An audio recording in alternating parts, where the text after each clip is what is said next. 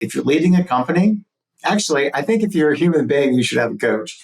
If you're leading a company, you should have a coach because you can't see your blind spots. And it was when I started working with my own coach, which came after um, the Save a Warrior stint. And before that, I would have felt like I don't really need a coach. Like I got it figured out, but it didn't. And so this is a long answer here. I said, leaning into this curiosity and is what you're doing today, is it working for you?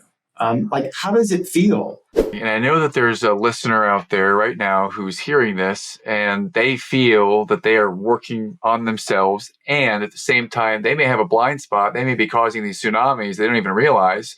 And I'm wondering, how would I know that I'm causing tsunamis? Like, how would I become aware of these tsunamis? Quick answer, hire Ron, everyone. Well, and at the same time, how would I even know? How would I become aware, Ron?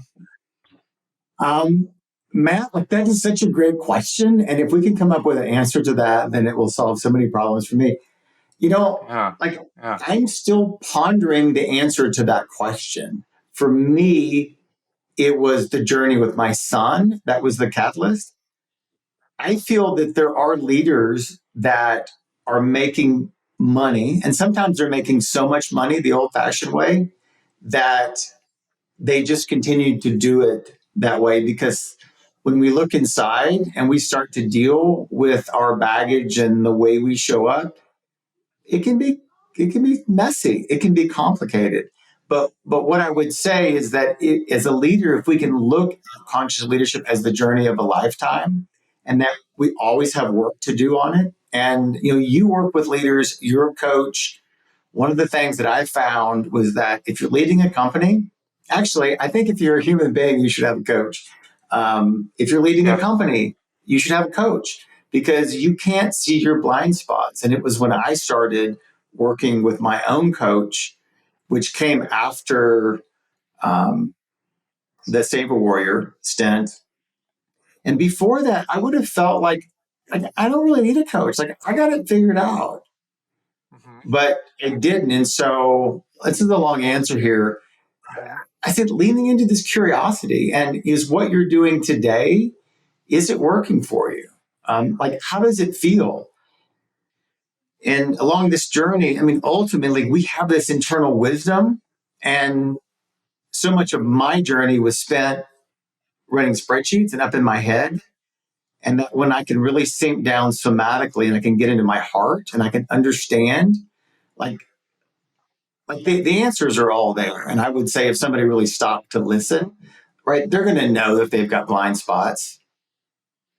I think we know that, but there's so many distractions these days that I think it's easy to avoid it or not to hear it because we're not listening for it because, we're on social media or we're worried about, what people we don't know are saying about us on the Instagram. Major distraction. That's right. Other people's opinion. Distractions. And I think that the world and many businesses and technology are wired to cause stress and anxiety. And they're doing a really, really great job. And I think as leaders, we're allowing this to happen. We're also allowing it to happen to our children. I could probably go off on I could go off with you on this one. I tend to believe that we may feel if we run a social media company that we are doing the best to bring out the best in people. And the side effect of that is we're causing this thing that's fear of other people's opinions and wanting to be compared. And comparison is one of the biggest evils out there. So I agree with what you're saying.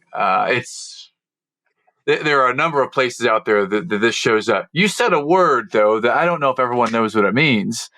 You said feel it somatically. And I'm curious, when you say feeling it somatically, if I've never heard that word before, or if that just went through my head and I don't really know the depth of it, can you talk a little bit about what feeling it somatically in your body, what does that mean to you, Ron?